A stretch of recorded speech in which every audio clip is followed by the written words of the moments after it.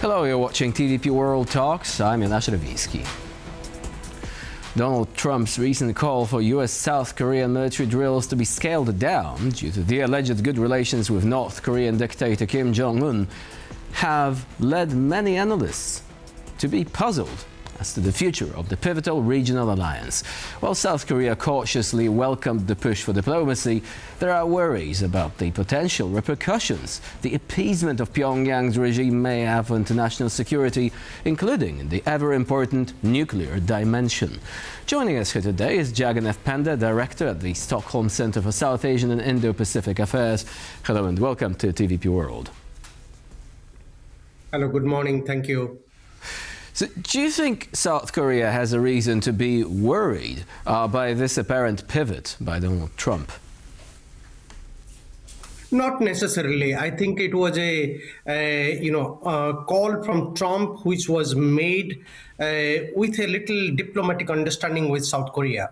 And I don't think the Trump administration would really like to scale down all of these exercises that it has to exercise. It has to continue with South Korea, primarily because there is a huge number of American troops are still there in South Korea, and South Korea also wants this exercise to happen. So I believe that the statement that Donald Trump has made is just to please North Korea to an extent, without really scaling the volume and the significance of the the exercises with South Korea.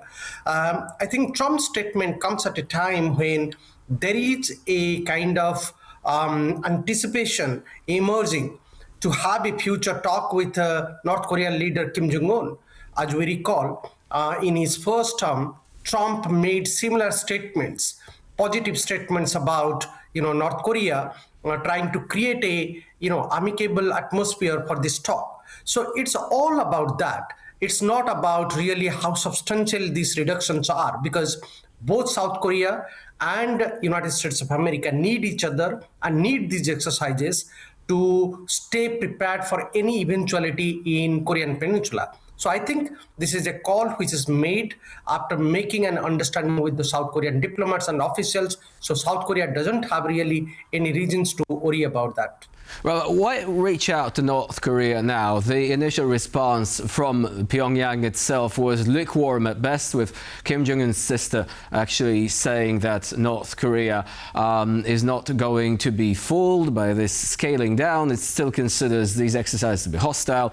North Korea actually also launched ballistic missiles in its own series of exercises, apparently in a demonstration of strength, muscle flexing, in response to what was taking place across the border. So do you think that this outreach towards Pyongyang can be beneficial at this stage? And can it even go ahead, given that there seems to be limited enthusiasm on the part of the regime in Pyongyang? Well, I think a meeting between President Donald Trump and the North Korean leader Kim Jong Un cannot really be ruled out, and we must anticipate that this is a meeting which probably the Americans would like to have, and the North Koreans also equally like to have. And I think here we need to connect the dots. What has happened interestingly in between this? The Chinese President Xi Jinping visited North Korea recently, as you know, a couple of months back. And I think the Chinese president's visit was a key development, because the Chinese leadership and the diplomatic communities are anticipating that the Americans will definitely hold a bilateral meeting with Kim Jong Un. So therefore, in order to really not leave North Korea to go and succumb to the American pressure much, Xi Jinping decided to visit North Korea. And I think Xi Jinping's visit and a meeting with Kim Jong Un has solidified this fact that probably the Chinese are giving a validation to North Korea that North Korea can have this bilateral meeting with the American leadership, particularly Donald Trump. So therefore, we cannot really rule out a meeting between President Trump and Kim Jong Un towards the end of this year or sometimes this year. And I think one more important development here is that I think the the channel of communications in recent few months or the last few months that has happened between Russia and North Korea and China and North Korea. And all of this channel of communication suggests that there is a continuous diplomatic effort is being both from China and Russia to convince North Korea that North Korea should not really succumb to any American pressure at this moment. So therefore, I think keeping all of these developments in perspective and connecting all the dots, we could very much anticipate a meeting between President Donald Trump and the North Korean leader Kim Jong Un sometimes this year. What benefits could this meeting bring? I mean, Donald Trump had tried to engage with Kim Jong Un in the past. That was 2018, if I remember correctly. Problem is that back then the demand from the United States was denuclearization. North Korea did not budge. And right now North Korea has, based on different estimates, between about 60 nuclear warheads, that's according to Donald Trump himself, and perhaps something closer to 120, according to independent researchers in South Korea. Wouldn't North Korea be even less incentivized towards giving up its nuclear arsenal, given that it can see that it gives it a degree of immunity? It's not going to be attacked like Iran was, for example, if it has those nukes. I think in order to understand what benefits it will bring to both sides, or particularly to North Korea, we need to understand a background of it. What North Korea all of these years have been demanding is an acknowledgement itself as a nuclear power. So I think Donald Trump's visit or meeting with Kim Jong Un will definitely validate this argument that the Americans have increasingly been certifying and acknowledging that North Korea is a key nuclear actor and it needs a greater treatment, a greater diplomatic reception, and also acknowledgement in the wider international community. And I think this is a victory point for North Korea going forward. And therefore, this is the benefit that the Kim Jong Un administration under his leadership is anticipating for a long time. More than that, I think what North Korea is anticipating out of this visit is how to really reduce the sanctions. If we try to again connect the dots, interestingly, what we have been seeing that last few months, and particularly in 2026, the Chinese tourist and the Russian tourist or the tourism industries in China and Russia are encouraging the Chinese people and Russian people to visit North Korea. And what does this imply? That means they are trying to help the North Korean economy. So a recovery of the North Korean economy after all of these sanction years is one of the major goals of Kim Jong Un administration. So therefore, I think the Kim leadership would like to see that a greater relationship, at least a dialogue-prone understanding with Donald Trump would benefit it in terms of relaxing or reducing some of the sanctions till they really arrive at a conclusion of denuclearization of North Korea and Korean Peninsula. We know for a fact that the denuclearization issue is a very complicated issue and it is not going to be resolved in any time soon. But I think the Kim Jong-un administration is anticipating that their major target is how to lessen the sanctions. And therefore, this meeting is essential and North Korea is bound to benefits out of this meeting more, particularly economically and in terms of acknowledging that it's a nuclear power and needs greater treatment. Right, but wouldn't it be a mistake to ease the sanctions now? I mean, North Korea, apart from obviously its own nuclear program, it has also been sending troops into regions adjacent to Ukraine. They were participating in Russia's aggression against Ukraine, and it's been selling missiles to Russia. Quite recently, a North Korean ballistic missile has killed an entire Ukrainian family, and there are reports of even more powerful ballistic missiles with a payload of about 2 tons making their way into the Russian territory to be used in these attacks. So would it be in America's interest to tolerate a country that cooperates with other aggressive actors? I mean, it's not difficult to imagine North Korea perhaps at some point in the future selling these missiles to, say, Iran. And now Iran has been engaged in military confrontation with the U.S. So would this be something that Washington should be doing at this stage? I mean, of course, if you see the broader context, there is a risk element attached to it.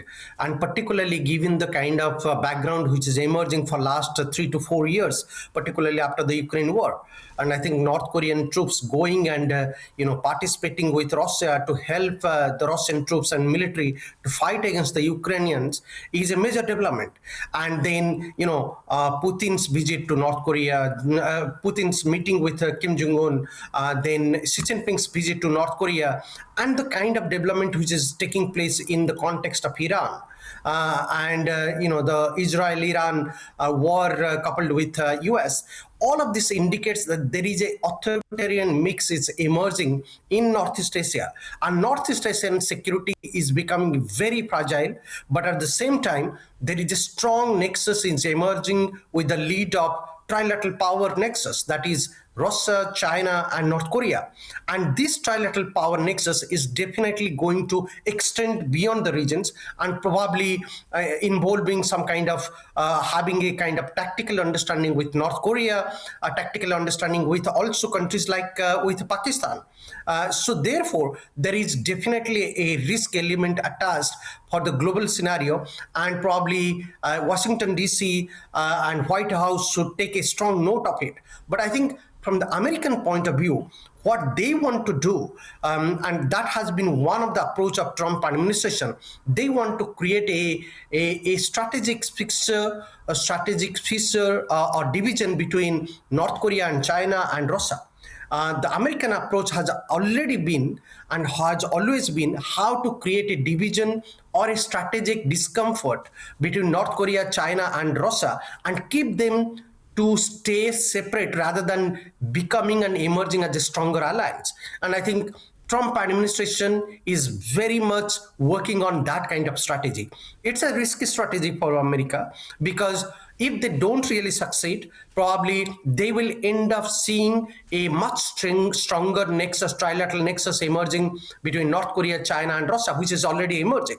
So it's a very risky proposition for Washington, D.C., but it's a continuous diplomatic effort, and Americans have got strong outreach in North Korea itself with Kim Jong Un administration, and therefore Trump would like to rely on his own personal diplomacy to have this dialogue with Kim Jong Un administration, rather than really trying to pressurize the North Koreans always and try to punish them economically all the time. That the American strategy has always been.